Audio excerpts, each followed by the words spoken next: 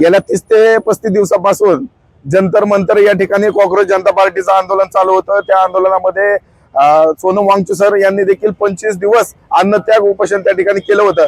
20 तारखेच्या मोर्चामध्ये त्या ठिकाणी जंतर मंतर ते जंतर मंतर ते संसद भवन असा मोर्चा काढण्यात आला होता। त्या मोर्चामध्ये तिथल्या दिल्ली पोलिसांनी आणि इथल्या बीजेपी सरकारने तिथल्या विद्यार्थ्यांवरती जो लाठीचार्ज केला, त्याच्यामध्ये त्यांना अमानुष मारहाण करण्यात आली। तरी देखील तिथले विद्यार्थी लोकशाही पद्धतीने त्या ठिकाणी आंदोलन करतच राहिले आणि त्या अनुषंगाने पूर्ण भारतभर आंदोलन चालू राहिले। त्याच अनुषंगाने आम्ही बारामती शहरामध्ये देखील मोठं आंदोलन या ठिकाणी आम्ही उभारलं होतं आणि ते आंदोलन आम्ही पेन्सिल चौक या ठिकाणी देखील केलं होतं। तसेच आम्ही बारामती येथील नगर परिषदेसमोर देखील आम्ही ते आंदोलन केलं होतं। त्या आंदोलनाला देखील बारामतीकरांच्या वतीने मोठा प्रतिसाद मिळाला होता। आज अतिशय आनंद होतोय की आंदोलनाला कुठेतरी फळ मिळाले। केंद्रीय शिक्षण मंत्री धर्मेंद्र प्रधान यांचा आज राजीनामा झालाय, त्यामुळे आज आम्ही बारामती शहरामध्ये या ठिकाणी आनंद उत्सव साजरा केलेला आहे।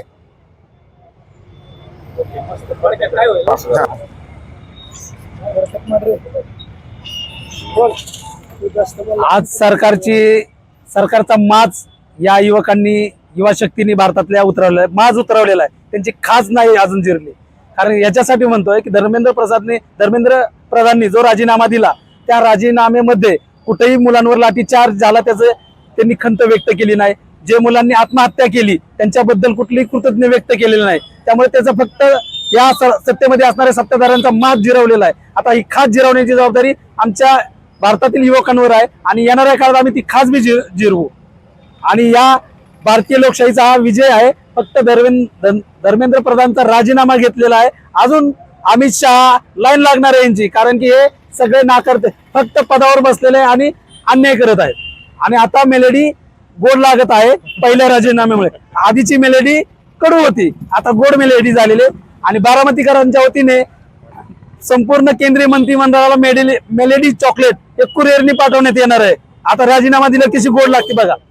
आज माजलेल्या मस्तवाल हुकुमशाही सरकारचा आज जो राजीनामा झालेला आहे तो एकंदरीत ह्या संविधानाचा, ह्या विद्यार्थ्यांच्या एकजुटीचा विजय आहे। आज आषाढी आहे आणि आषाढी दिवशी पांडुरंग आम्हाला पावलेला आहे आणि त्या पांडुरंगाच्या आशीर्वादाने पहिली विकेट तर पडलेली। आता दुसरा राजीनामा आम्हाला अमित शहाचा पाहिजे, ज्यांनी विद्यार्थ्यांना अमानुष मारहाण केली। यासाठी आता आपल्याला पुन्हा एकदा एकजुटीने उभं राहायचंय।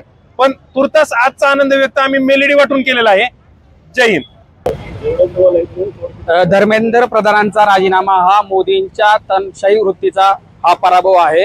जे मोदी ईव्हीएमच्या जीवावर स्वतः निवडून आलेले आहेत, त्यामुळे आज जो विद्यार्थ्यांच्या एकजुटीने धर्मेंद्र प्रधानांचा राजीनामा घेतला, धर्मेंद्र प्रधानांचा राजीनामा ही तर झाकी आहे, प्रधानमंत्र्याचा राजीनामा हा अजून बाकी आहे। त्यामुळे अशीच एकजूट आता इथून पुढच्या काळात विद्यार्थ्यांनी आणि सर्व देशातील जनतेने ईव्हीएम विरोधात दाखवून जोपर्यंत मोदींचा राजीनामा होत नाही तोपर्यंत आपला हा संघर्ष असाच सुरू ठेवला पाहिजे। जनता ही खऱ्या अर्थाने सार्वभौम आहे। ज्या वेळेस ह्या देशातला युवक जागृत झालेला आहे, तो स्वातंत्र्यपूर्व काळात सुद्धा शहीद भगतसिंग, राजगुरू हे जे तरुण होते ते जागृत झाले, त्याही वेळेस देशाला स्वातंत्र्य मिळाले। आणि आजही ह्या देशातला युवक खऱ्या अर्थाने मूलभूत प्रश्नाकडे गेला। धर्मापासून सुरू झालेलं राजकारण धर्मेंद्र प्रधानच्या राजीनाम्यापर्यंत येऊन थांबलं आणि खऱ्या अर्थाने ह्या देशाचा युवक आणि ह्या देशाची लोकशाही आणि या देशातला संविधानाला मानणारा वर्ग जागृत झाल्यानंतर सरकारला झुकावं लागतं। ह्याचं फार मोठं उदाहरण जनतेने दाखवून दिलेलं आहे। इथून पुढच्या काळात सुद्धा ह्या जनतेने, युवकांनी ही अशीच एकजूट दाखवून सरकारची एक अधिकारशाही जी लोकशाहीवर त्यांनी स्वतःची डिक्टेटरशिप चालू केलेली आहे ती कुठेतरी थांबवावी आणि जनतेच्या हिताचे निर्णय घ्यावेत असं वाटतं। जर सरकारने योग्य वेळी योग्य पावलं उचलली असती तर हा राजीनामा कदाचित युवकांच्या हिताचा राहिला असता आणि दिल्लीमध्ये जो युवकांवर लाठीचार्ज झाला आणि अमानुषपणे त्यांना आतंकवादी ठरवण्याचा प्रयत्न झाला तो झाला नसता। हे खऱ्या अर्थाने या देशातल्या युवकांचा विजय असून संविधानाचा विजय आहे असं मला वाटतं। धन्यवाद।